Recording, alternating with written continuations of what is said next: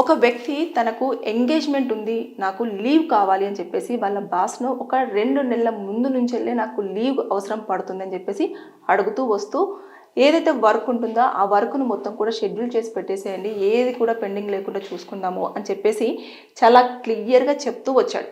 వచ్చిన తర్వాత ఇంకా అదంతా కూడా ఉంది కదా, ఇంకా టైం ఉంది కదా, ఇంకా 2 మంత్స్ ఉంది కదా అని చెప్పేసి అతను అలా ప్రొలాంగ్ చేస్తూ రావడం జరిగింది.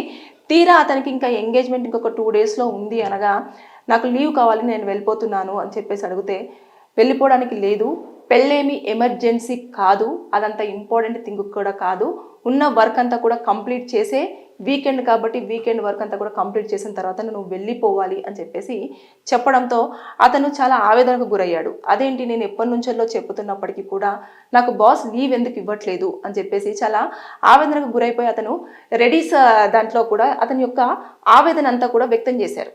అంటే ఈ లెక్కను చూసేసుకుంటే అతనికి అది ఎమర్జెన్సీ కాకపోవచ్చు, కాకపోతే ఇక్కడ ఈ వ్యక్తి ఏం చేశాడు, గత 2 నెలల నుంచి ముందు నుంచే ఇన్ఫర్మేషన్ ఇస్తూ వచ్చాడు, నాకు ఎంగేజ్మెంట్ ఉంది, నాకు లీవ్ కావాలి అని.